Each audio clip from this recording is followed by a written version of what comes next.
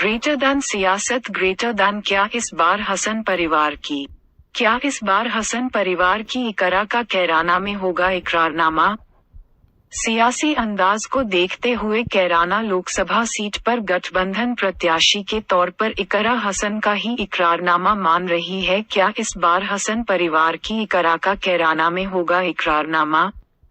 शामली जिले के कैराना क्षेत्र के एक गांव में जन्मे अख्तर हसन के परिवार की गांव से कस्बा कैराना में हुई एंट्री के बाद ही हसन परिवार का सियासी सफर शुरू हुआ। अख्तर हसन ने नगर पालिका परिषद चुनाव में सभासदी का चुनाव लड़ा और जीत गए। इसके बाद उनकी मेहनत और जनता की समस्या सुनने के अंदाज से उन्हें धीरे धीरे सफलता मिलती गई। सभासद से चेयरमैन और चेयरमैन के बाद वह कैराना लोकसभा सीट से लोकसभा सांसद रहे। अख्तर हसन ने जीते जी अपने बड़े बेटे मुनव्वर हसन को सियासी मैदान में उतारा, जिसने जनता के दिलों में ऐसी अमिट छाप छोड़ी कि वह सबसे कम उम्र में चारों सदनों के सदस्य रहे और इतिहास के सुनहरे पन्नों में अपना नाम दर्ज कराया।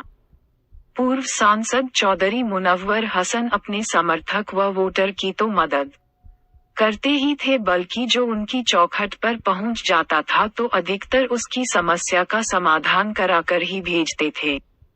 वर्ष 2008 में हुए एक्सीडेंट में उनका देहांत हो गया। कम उम्र में ही चौधरी मुनव्वर हसन का दुनिया से चला जाने से सियासत में आज भी उन्हें याद किया जाता है। सियासत में आज भी चौधरी मुनव्वर हसन की कमी को महसूस किया जाता है। मुनव्वर हसन पश्चिमी यूपी के बड़े नेता के तौर पर स्थापित हो चुके थे। उनकी मौत से परिवार के साथ साथ उनके समर्थकों में भी दर्द की लहर दौड़ गई थी। बेटे की कम उम्र होने की वजह से चौधरी मुनव्वर हसन की पत्नी तबस्सुम बेगम ने अपने हाथों में सियासी डोर पकड़ी और चल पड़ी। तबस्सुम बेगम कैराना लोकसभा सीट से 2 बार लोकसभा सांसद रही। बेटे नाहिद हसन की उम्र हुई तो पहला चुनाव लड़ा, लेकिन जीत हासिल नहीं हो सकी। उसके बाद से अभी तक नाहिद हसन ने विधानसभा के लगातार 3 चुनाव जीतकर हैट्रिक लगाई। वर्ष 2022 का लोकसभा चुनाव आया तो एक मामले में नाहिद को जेल जाना पड़ गया था, लेकिन जाने से पहले वह पर्चा दाखिल कर गए थे।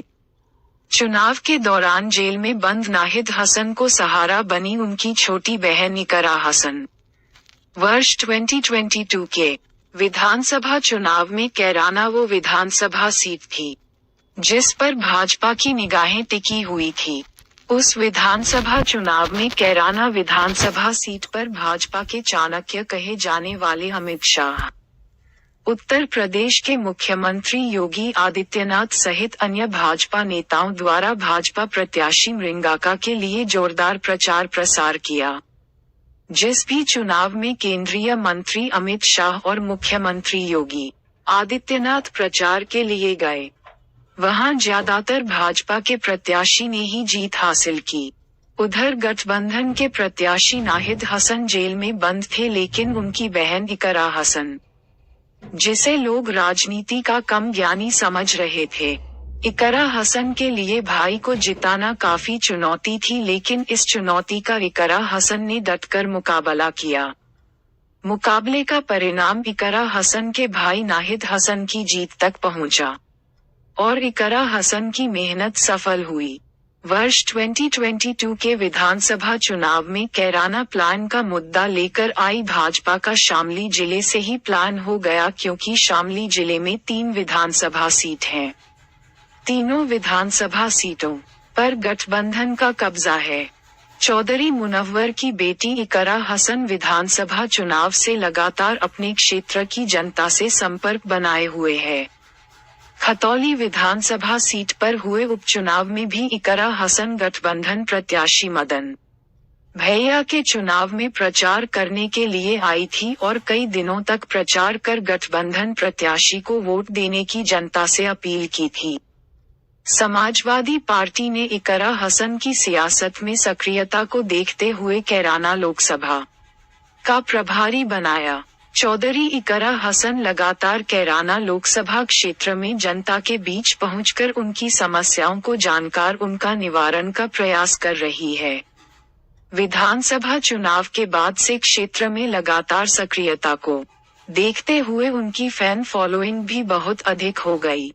बताया जाता है कि कैराना लोकसभा क्षेत्र की जनता के बीच भी गठबंधन प्रत्याशी के रूप में एक आवाज गूंज रही है।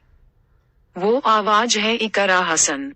भाई नाहिद हसन विधानसभा चुनाव में जीत दिलाने वाली इकरा हसन की सक्रियता और उनके सियासी अंदाज को देखते हुए कैराना लोकसभा सीट पर गठबंधन प्रत्याशी के तौर पर इकरा हसन का ही इकरारनामा मान रही है। ये तो वक्त बताएगा कि गठबंधन या उनकी पार्टी कैराना लोकसभा सीट से किसको अपना प्रत्याशी बनाएगी। मेहनत और जनसेवा के दम पर सभासद से सांसद बने थे अख्तर हसन। मायावती को लाखों वोटों से हराकर की थी जीत हासिल। अख्तर हसन का जन्म वर्ष 1930 में कैराना क्षेत्र के गांव जंधेई में फैयाज हसन उर्फ बुंदू के घर में हुआ था।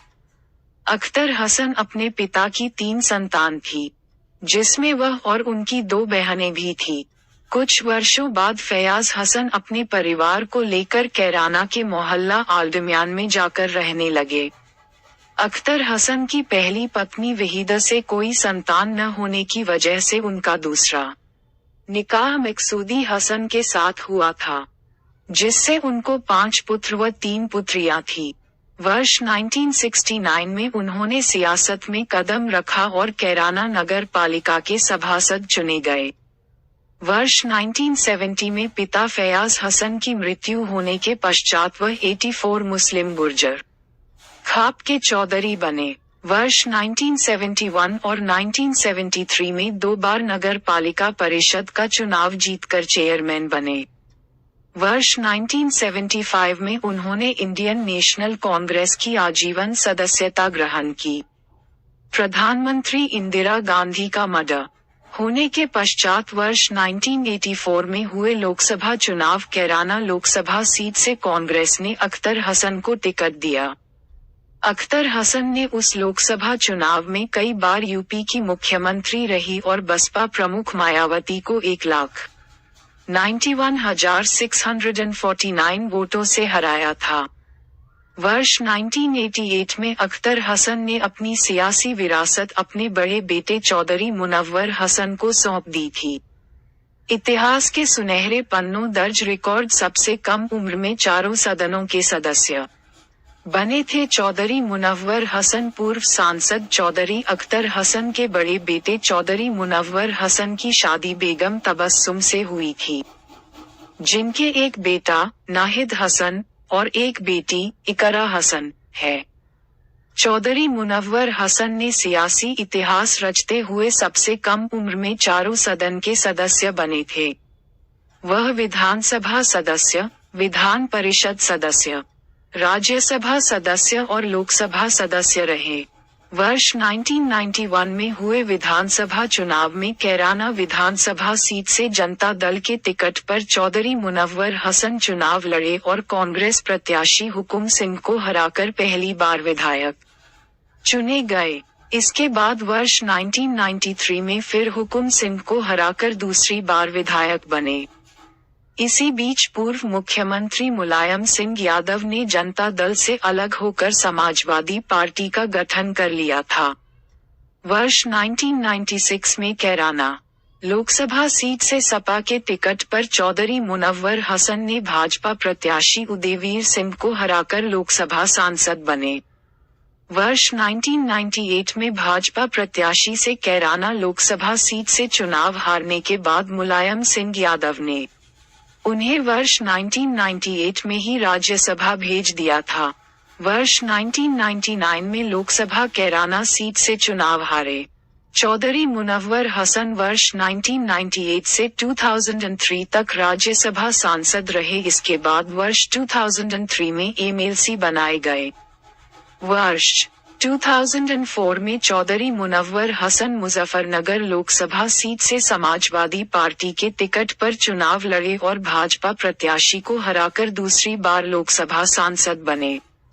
चौधरी मुनव्वर हसन रेलवे समिति, सदन समिति, परिवहन और पर्यटन समिति तथा कृषि समिति के सदस्य रहे। 9 दिसंबर 2008 में आगरा के पास सड़क हादसे में चौधरी मुनव्वर हसन की मौत हो गई थी। तबस्सुम बेगम भी रही 2 बार लोकसभा सांसद। चौधरी मुनव्वर हसन की मौत होने के बाद उनकी पत्नी तबस्सुम बेगम ने सियासत का स्टीयरिंग अपने हाथों में ले लिया था। तबस्सुम बेगम वर्ष 2009 में कैराना लोकसभा सीट पर बसपा के टिकट पर चुनाव लड़ी और जीती। कैराना लोकसभा सीट से सांसद हुकुम सिंह की मौत होने के बाद लोकसभा उपचुनाव में कांग्रेस, सपा, बसपा और रालोद ने महागठबंधन किया और रालोद के सिंबल पर तबस्सुम बेगम को चुनाव लड़ाया। उस लोकसभा उपचुनाव में तबस्सुम बेगम ने 50,000 के अंतर से जीत हासिल की थी। इसके बाद वह समाजवादी पार्टी में शामिल हो गई। वर्ष 2019 के लोकसभा चुनाव में तबस्सुम हसन भाजपा के प्रदीप चौधरी से हार गई थी। तबस्सुम हसन स्वास्थ्य एवं परिवार कल्याण समिति, सलाहकार समिति, सामाजिक न्याय और अधिकारिता मंत्रालय, संसद भवन परिसर में खाद्य प्रबंधन समिति, यूपी सुन्नी सेनेट्रल वक्फ बोर्ड और मानव संसाधन विकास संबंधी स्थायी समिति की सदस्य रही। जेल में बंद भाई का मजबूत सहारा बनी थी। इकरा लगाई जीत की हैट्रिक। विधायक चौधरी नाहिद हसन पूर्व सांसद चौधरी मुनव्वर हसन के इकलौते पुत्र हैं।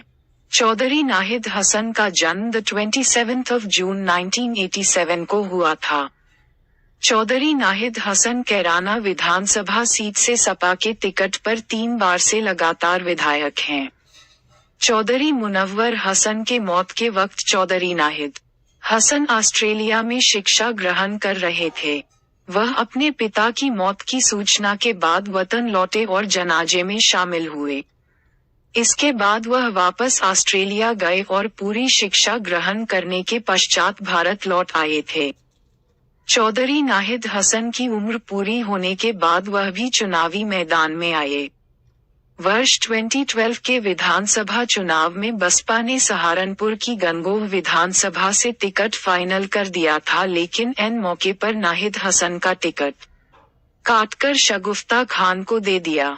वर्ष 2012 को गंगोह विधानसभा सीट से निर्दलीय प्रत्याशी के तौर पर चुनाव लड़ा, लेकिन वह ये चुनाव हार गए थे।